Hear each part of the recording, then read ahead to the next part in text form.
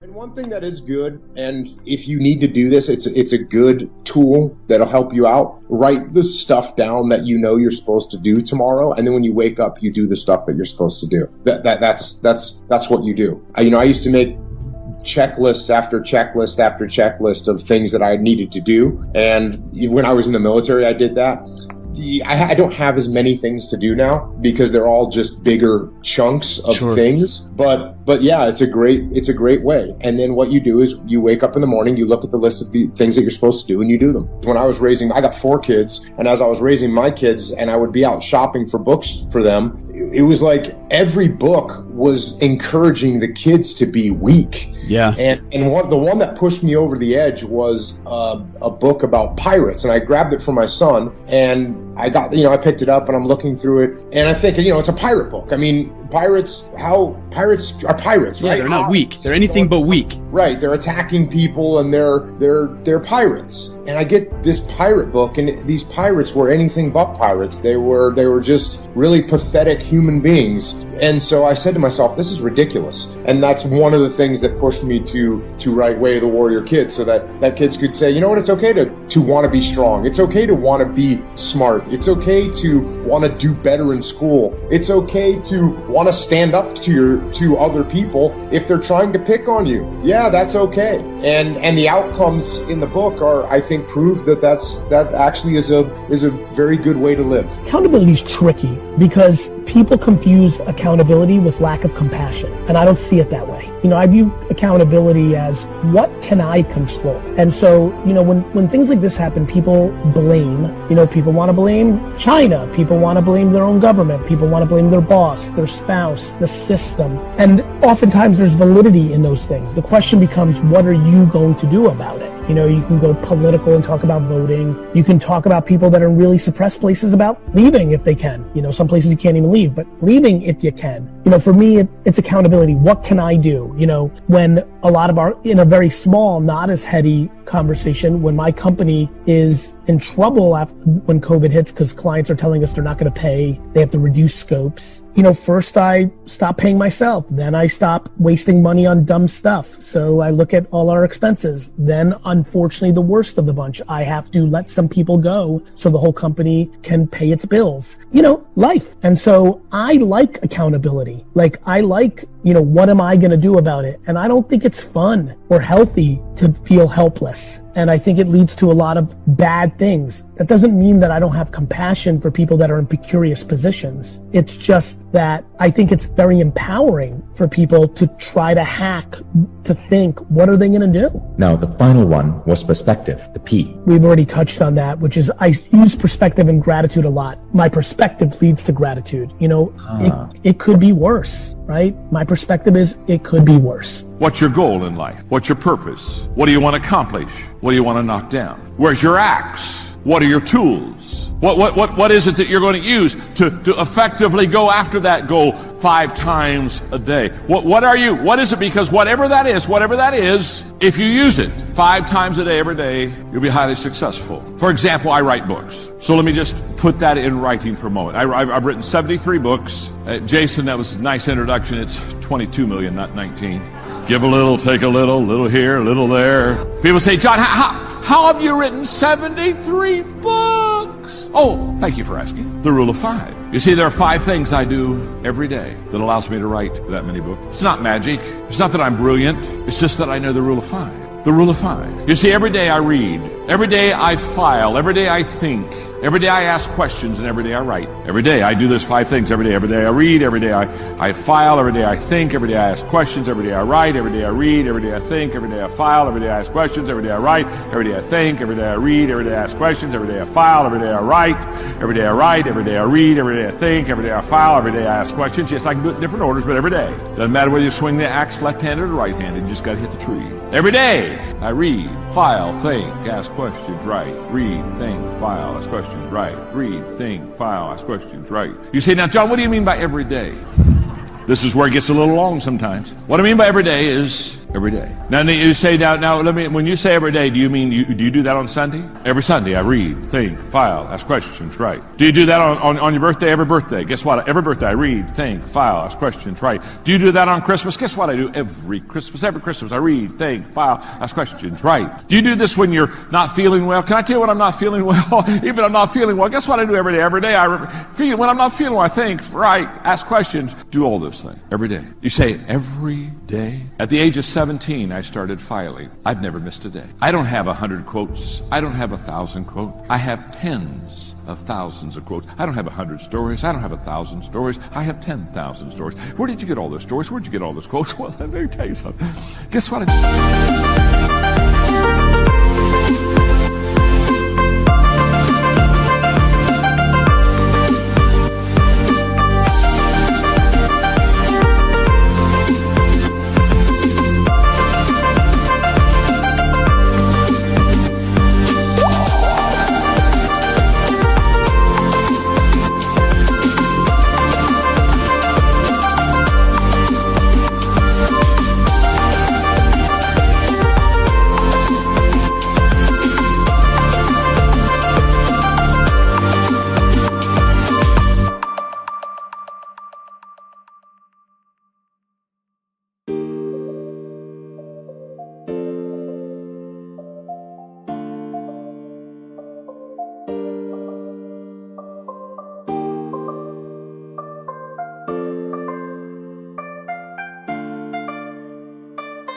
Do every day. See, we overestimate what we can do in a day, and we underestimate what we can do in several days. When you come into your time, don't worry, enemies are going to hurry out of your way. That addiction, the depression, the anxiety, it's not permanent. It's about to hurry out of your way. It's going to happen quickly. You didn't see any sign of things changing. Nothing looked any different. Then suddenly the waters part. Suddenly your health turns around. Suddenly the door opened. God knows how to take things that look permanent and quickly change them. When God told Moses to hold up the rod and the waters would part, I can imagine he was tempted to reason it out. God, what do you mean? These waters have been like this for years. You would think if the Israelites were going to somehow get across, it would take months for the waters to recede, become less and less. Maybe God would send a big drought. But when God spoke to Moses, nothing looked any different. Everything in his mind said it's impossible. It would take months or years of a drought. God, we only have a few hours before we're going to be recaptured. But God doesn't always do things on a normal timetable. He specializes in doing a quick work. He knows how to speed things up. What could have taken years, in one moment, God caused the winds to blow the waters back. They hurried out of the Israelites' way. Now you may have obstacles in your life that look permanent, but God is about to have them hurry out of your way. It's not going to happen gradually on a normal schedule like you were expecting. It's going to happen quickly, out of the ordinary. Arise and go down to the potter's house, and there I will cause thee to hear my words. Then I went down to the potter's house, and behold, he wrought a work on the wheels. And the vessel that he made of clay was marred in the hand of the potter. So he made it again, another vessel, as seemed good to the potter to make it. Then, all of that happened first. Then the word of the Lord came to me, saying, O house of Israel, cannot I do with you as this potter, saith the Lord? Behold, as the clay is in the potter's hand, so are ye in my hand.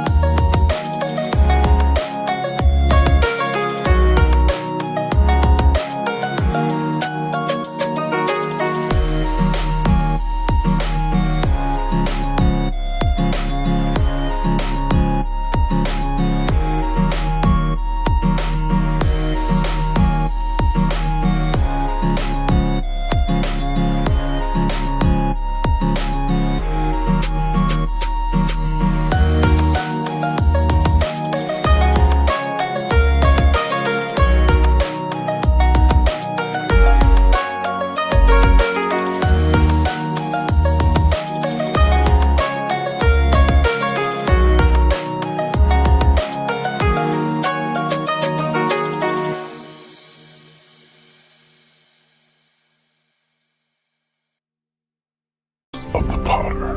And from that, I would like to extrapolate the thought, the silent sermons of God. The silent sermons of God.